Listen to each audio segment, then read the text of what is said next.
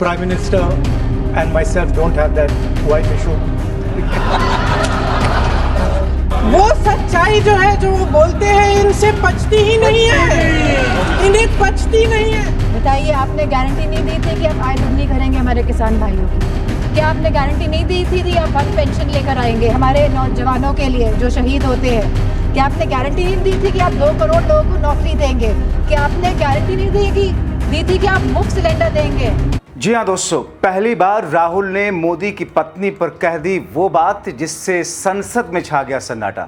स्वागत है आप सभी का। आप देख रहे हैं द राजनीति का विशेष सेगमेंट खबर और विश्लेषण। मैं हूं जबार खान। दोस्तों, आखिर राहुल गांधी को प्रधानमंत्री नरेंद्र मोदी की पत्नी का जिक्र संसद में क्यों करना पड़ा? आखिर राहुल गांधी ने ऐसी कौन सी बात कही प्रधानमंत्री नरेंद्र मोदी की पत्नी से जोड़ करके जिस पर संसद में सन्नाटा तो छाया ही, लेकिन दूसरी तरफ प्रधानमंत्री नरेंद्र मोदी भी खुद सोचने पर मजबूर हो गए कि क्या इस तरीके से इस स्तर तक राहुल जा सकते हैं? दोस्तों, दरअसल मोदी सरकार की पहली बार संसद में पूरे गाजे बाजे के साथ राहुल और पूरे विपक्ष ने एकजुट होकर हार की तरफ बढ़ने और हार होने पर मजबूर कर दिया। अंत तक मोदी दरअसल इस हार को टालने की कोशिश में लगे रहे और इसीलिए मोदी ने एक और रणनीति अपनाई, मगर इसे भी राहुल ने फेल कर दिया। राहुल ने पहली बार मोदी की पत्नी पर सवाल उठाया या फिर उनका जिक्र किया, मगर फिर क्या हुआ और क्या कहा राहुल ने, कैसे पस्त किया पूरे सत्ता पक्ष को, आपको बताते हैं। मगर उससे पहले आपको मोदी की वो एक अपील सुनाते हैं जो भावुक होकर हाथ जोड़कर प्रधानमंत्री नरेंद्र मोदी को सांसदों से करनी पड़ी। अब आप सोचिए, जो प्रधानमंत्री ये कहते आ रहे थे, एक अकेला सब पर भारी, वो आज हाथ जोड़ करके सबके सामने भावुक होकर के आवाज गला रुधा हुआ अंदाज अपील कर रहे हैं। क्या कह रहे हैं प्रधानमंत्री मोदी? मैं आप सबसे यह अपील करूंगा, आप अपने घर में मां, बहन, बेटी, पत्नी सबका स्मरण करते हुए अपनी अंतरात्मा को सुनिए। देश की नारी शक्ति की सेवा का, उनके वंदन का यह बहुत बड़ा अवसर है। उन्हें नए अवसरों से वंचित नहीं करिए। यह संशोधन सर्वसम्मति से पारित होगा तो देश की नारी शक्ति और सशक्त होगी, देश का लोकतंत्र और सशक्त होगा। आइए हम मिलकर के आज इतिहास रचें, भारत की नारी को, देश की आधी आबादी को उसका हक दें। दोस्तों, दरअसल ये अपील है भावुकता में प्रधानमंत्री नरेंद्र मोदी की तरफ से। मैं आपको बताता हूं कि राहुल गांधी ने कहा क्या है, क्यों पत्नी का जिक्र आया। लेकिन दरअसल छटपटाहट में बहुमत ना होने के कारण दोनों सदनों में विधेयक पारित कराने के लिए जैसे ही प्रधानमंत्री मोदी ने यह बात कहकर सांसदों को अपनी तरफ लाने के लिए एक रणनीति अपनाई, तभी राहुल ने पहली बार वो बात कही जो आज तक मोदी की पत्नी को लेकर राहुल ने कभी नहीं कहा था। राहुल ने कहा कि आपकी ना तो पत्नी है, ना ही मौजूदा वक्त में कोई और महिला सदस्य घर में, इसलिए आप महिलाओं की पीड़ा समझ ही नहीं सकते। राहुल ने अपने भाषण में अंग्रेजी में मोदी को निशाने पर लेते हुए कहा, प्रधानमंत्री जी के पास पत्नी नहीं है, इसलिए पत्नियों के नजरिए से उनको फीडबैक मिलता ही नहीं, और फिलहाल मेरे पास भी पत्नी नहीं है, लेकिन मेरे पास मेरी मां और बहन है। कल मेरी बहन ने सिर्फ 5 मिनट में वो कर दिखाया जो 20 साल में नहीं कर पाया मैं। अमित शाह जी को भी मुस्कुराना पड़ा, मानना पड़ गया। Prime Minister and myself don't have that wife issue. So we don't get that input, but we have our mothers and our sisters. Yesterday I was watching my sister achieve something that in 5 minutes achieve something that I have not been able to do in maybe 20 years of my political career, which was to make Mr. Amit Shah ji smile. दरअसल दोस्तों, मोदी और उनकी सरकार की प्राथमिकता महिला आरक्षण के लिए है। फैक्ट बताते हैं कि मोदी शाह महिला आरक्षण की आड़ को लेकर के लोकसभा में अपने हिंदी राज्यों में जहां हिंदुत्व के वोट बैंक का तगड़ा आधार है, वो वहां इतनी सीटें बढ़ा देना चाहते हैं आबादी के हिसाब से, जिससे बीजेपी की सरकार केंद्र पर लंबे समय तक बनी ही रहे। और इस बात को पूरा विपक्ष और देश समझ रहा है। इसीलिए मौजूदा वक्त के सत्ता पक्ष की हर कोशिश को धराशायी करते जा रहे हैं राहुल, और ये बात मोदी को अच्छे से पता है। और मोदी की सरकार की छटपटाहट है इसलिए है क्योंकि उनके पास ना तो लोकसभा में बहुमत है 2/3, ना ही राज्यसभा में 2/3 बहुमत है। राहुल इसी बिंदु पर बिना डरे बिना झुके इस सरकार के सामने चट्टान की तरह खड़े हो गए।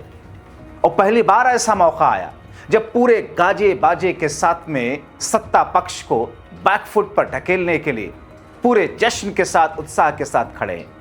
गाजा बाजा का शब्द अक्सर प्रधानमंत्री मोदी जिक्र करते आए हैं। याद होगा आपको मनरेगा, जिसका नाम अब जी राम जी कर दिया है। प्रधानमंत्री मोदी ने एक वक्त में कहा था कि मैं पूरे गाजे बाजे के साथ मनरेगा पर और इस जैसी योजना को लेकर आप लोगों का वो रवैया दिखाता रहूंगा, आप लोगों कि किस तरीके से इस फेलियर के साथ में, इस मनरेगा जैसी फेलियर योजना के साथ आप लोग अड़े हुए, मैं इसे बंद नहीं करूंगा। गाजे बाजे के साथ शब्दों का चुनाव देखिए प्रधानमंत्री नरेंद्र मोदी का उस वक्त, यानी कि मनरेगा का मजाक उड़ाया था। गाजे बाजे के साथ इस स्मृति को हमेशा रखूंगा ताकि आपके बारे में लोग जानें। अब दोस्तों, चट्टान की तरह राहुल गांधी खड़े हुए, चट्टान की तरह विपक्षी पार्टियां खड़ी हुई। प्रधानमंत्री नरेंद्र मोदी किस तौर पर राहुल गांधी और दूसरे विपक्षी पार्टियों का या फिर उनके नीतियों का किस तौर पर मजाक उड़ाते आए थे। वो क्रेडिट की बात भी कर रहे थे, वो ब्लैंक चेक देने की बात कर रहे थे, मगर प्रियंका गांधी ने राहुल का सपोर्ट लेते हुए कैसे कहा कि मेरे भाई चट्टान की तरह मेरा भाई खड़ा हुआ है। उसको किस तौर पर इन्होंने हटाने की कोशिश की, किस तौर पर बैकफुट पर करने की कोशिश की, लेकिन राहुल एक बहादुर परिवार के, बहादुर पार्टी के बहादुर नेता हैं।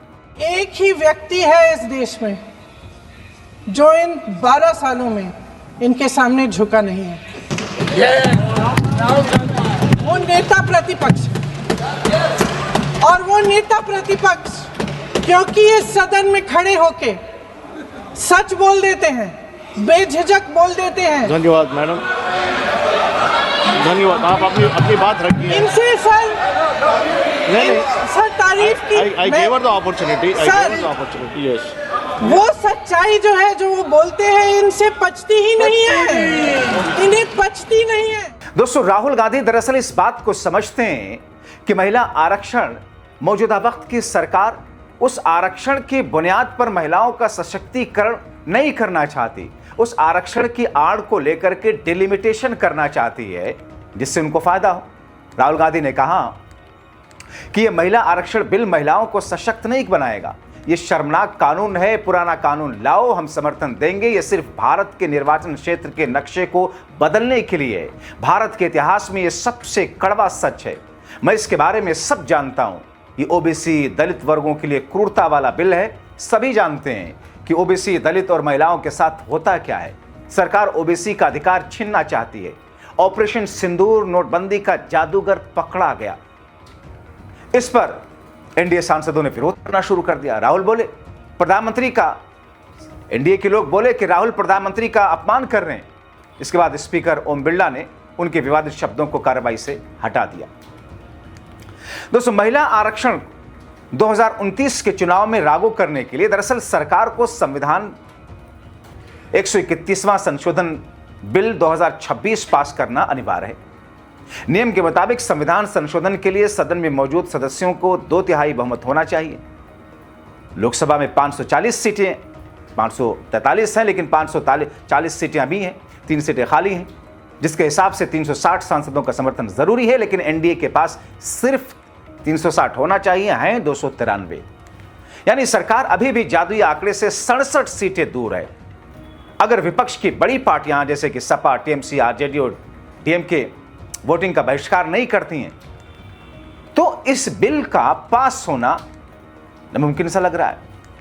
अब दोस्तों, मोदी सरकार के लिए चिंता की बात यह है कि उसके पुराने सहयोगियों ने भी साथ छोड़ दिया। जी हां, ओडिशा की बीजेडी, जिसने पहले कई बार सरकार का साथ दिया, इस बार विपक्ष की बैठक में शामिल है।